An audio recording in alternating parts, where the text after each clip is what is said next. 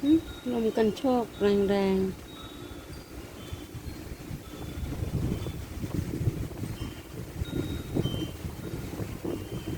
แต่แดดจ้า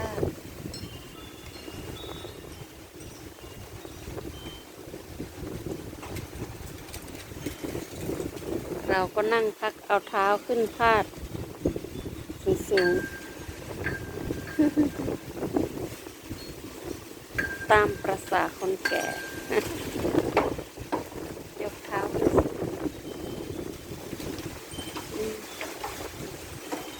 นั่งดูลม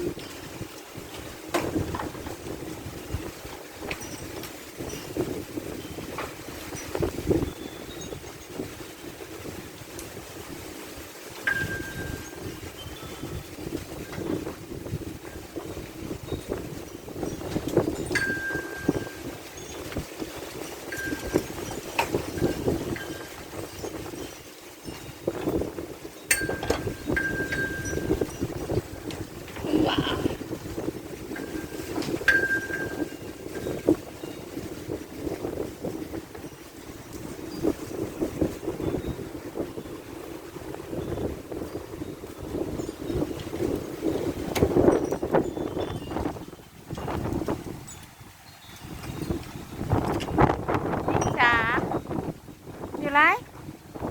นะหนูชอบไหมคะ ชอบลมแรงๆไหมคะ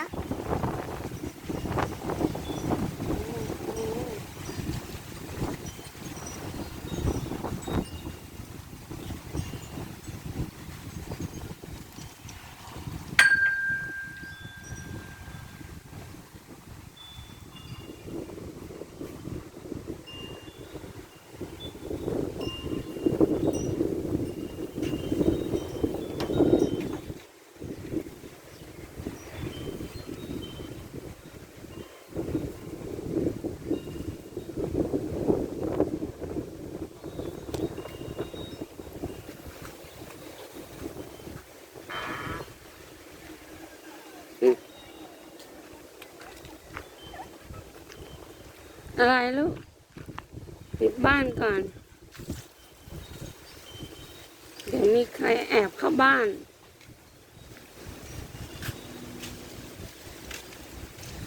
ปิดบ้านก่อนนะ